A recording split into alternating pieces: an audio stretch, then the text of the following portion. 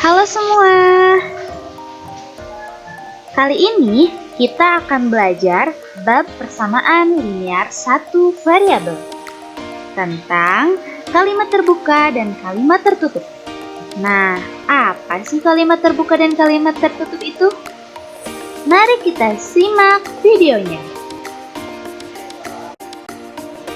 Oke, teman-teman, bab ini ada pada materi kelas 7 tingkat SMP sesuai dengan kompetensi dasar 3.6 dan 4.6. Yang akan kita bahas kali ini sesuai dengan indikator 3.6.1 tentang menentukan persamaan dan ketidaksamaan linear satu variabel, juga 4.6.1 yaitu mengubah masalah yang berkaitan dengan persamaan dan ketidaksamaan linear satu variabel.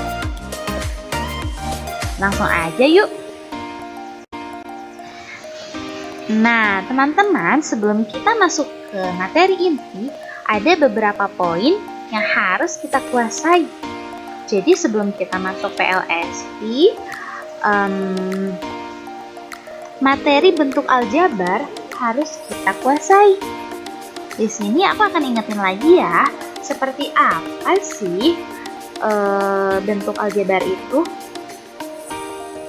Nah, jadi teman-teman, biasanya bentuk aljabar itu dia memiliki unsur khusus. Salah satunya adalah variabel, kemudian koefisien, juga konstanta. Nah, variabel itu biasanya dia berupa huruf dari A sampai Z. Boleh pilih mau mana A sampai Z. Lalu apa itu koefisien? Koefisien itu biasanya adalah angka yang terletak di depan variabel. Nah, di sini koefisiennya adalah 6 atau 6 itu adalah koefisien dari X, dari variabel X. Lalu konstanta itu apa? Konstanta itu biasanya dia selalu sendiri. Jadi dia nggak barengan sama variabel, nggak barengan sama koefisien juga. Jadi biasanya ini sendirian. Ini koefisiennya adalah angka 5. Kemudian apa lagi yang harus kita kuasai? Nah, kita harus menguasai operasi dasar atau operasi hitung bentuk variabel. Di sini ada contohnya, 4 dalam kurung W tambah 5 dikurang 2W. Nah, bagaimana cara penyelesaikannya? Nah, teman-teman, biasanya tanda dalam kurung ini, kalau misalnya di sininya nggak ada tanda plus atau tanda minus, dia itu artinya berarti perkalian. Nah, di sini artinya 4 dikali W ditambah 4 dikali plus 5. Setelah itu baru kita operasikan. 4 dikali W itu 4W, lalu 4 dikali 5 itu adalah 20. Kita masukin lagi negatif 2W. Nah, setelah itu apa? Setelah itu kita gabungkan yang sejenis. Maksudnya di sini yang ada variabelnya dengan yang ada, yang tidak ada dengan yang tidak ada. Di sini kita satukan 4W dikurang 2W. Sehingga ini akan bisa kita operasikan. Hasilnya adalah 2W. Tambah 20. Gimana nih? Apakah ini masih bisa diperkecil atau disederhanakan?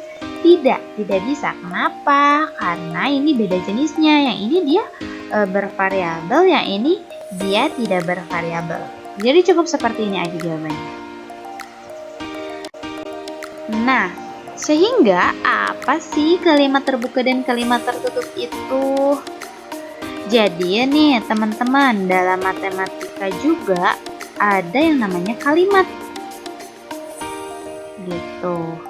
Nah, kalimat terbuka itu adalah kalimat yang belum bisa dikatakan kebenaran, benar atau salahnya. Kalau kalimat tertutup adalah kalimat yang sudah dapat dikatakan benar atau salah, tetapi tidak keduanya sekaligus. Nah, maksudnya apa sih? Gitu. Kita perhatikan aja ya beberapa contohnya. Nah, untuk contoh yang ke-1, di sini Solo terletak di Provinsi Jawa Tengah. Nah, teman-teman kira-kira bisa nggak sih menentukan nilai kebenarannya? Benar apa salahnya? Solo terletak di Provinsi Jawa Tengah. Benar. Nah, karena kita bisa menentukan nilai kebenarannya, berarti ini termasuk ke dalam kalimat tertutup gitu. Lalu, contoh yang kedua, Jakarta adalah ibu kota negara Malaysia.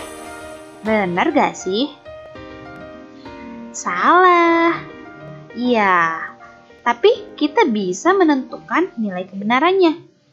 Berarti ini termasuk ke dalam kalimat tertutup. Lalu yang ketiga, Y adalah ibu kota negara Jepang. Nah, Y di sini tuh kota apa sih? Kota Bandung kah? Yogyakarta, Tokyo, atau Palembang? Nah, kan kita tidak tahu ya.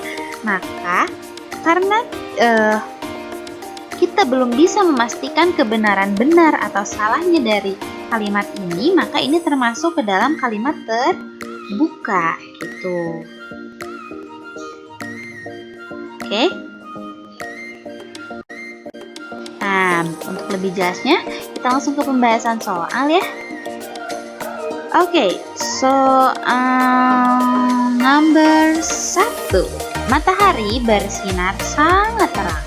Nah, bener gak sih matahari bersinar sangat terang? Coba kita cek keluar rumah. Oh, bener. Terus kamu nelpon misalnya ke teman kamu. Di Bandung, mataharinya bersinar sangat terang gak sih? Coba dong cek keluar rumah. Ternyata di luar rumah sedang hujan kalau di Bandung. Nah, artinya untuk kalimat yang nomor 1 ini berarti dia mempunyai dua nilai kebenaran. Dia bisa bernilai benar, juga bisa bernilai salah. Maka ini tidak termasuk ke dalam dua kalimat tadi. Kalimat tertutup bukan, kalimat terbuka juga bukan. Gitu, karena dia mempunyai dua nilai kebenaran. Bisa bernilai benar, juga bisa bernilai salah gitu. Bisa aja di Jakarta sedang terang, tapi di Bandung sedang hujan. Contoh nomor 2, Solo terletak di Provinsi Jawa Tengah. Benar nggak sih? Nah, karena kita bisa menentukan benar atau salahnya, ini tadi kan sudah dibahas, berarti termasuk kalimat tertutup. Jakarta adalah ibu kota negara Malaysia. Salah. Nah, berarti termasuk ke dalam kalimat tertutup. Lalu 2 ditambah 3 sama dengan 5. Benar gak sih? Benar. Nah, berarti karena kita bisa menentukan nilai kebenarannya, dia termasuk ke dalam kalimat tertutup. Lalu, Y adalah bilangan prima. Y benar gak sih bilangan prima? Kita belum tahu nilai asli dari Y ini berapa. Nah, maka ini termasuk ke dalam kalimat terbuka. Oke, yang terakhir 7 dikurang 5 sama dengan 8. Masa sih 8? Salah jawabannya. Nah, karena kita bisa menentukan nilai kebenarannya, berarti ini termasuk ke dalam kalimat tertutup. Gitu teman-teman. Oke, jadi kalimat terbuka itu adalah kalimat yang belum bisa dikatakan kebenaran, benar, atau salahnya. Jadi intinya belum bisa ditentukan nilai kebenarannya. Contohnya ini Y adalah bilangan ganjil atau W adalah bilangan prima kurang dari 10. Jadi kita belum tahu nilai asli dari Y dan W ini. Gitu. Kemudian kalimat tertutup adalah kalimat yang dapat dikatakan benar atau salah, tapi tidak keduanya sekaligus. Jadi sudah bisa ditentukan nilai kebenarannya seperti ini. Solo terletak di Provinsi Jawa Tengah. Jakarta adalah ibu kota negara Malaysia. Nah, kita bisa menentukan nilai kebenarannya. Tapi tidak keduanya sekaligus seperti tadi contoh tadi, matahari bersinar sangat terang. Kita gak bisa menentukan dia bernilai benar atau salah itu.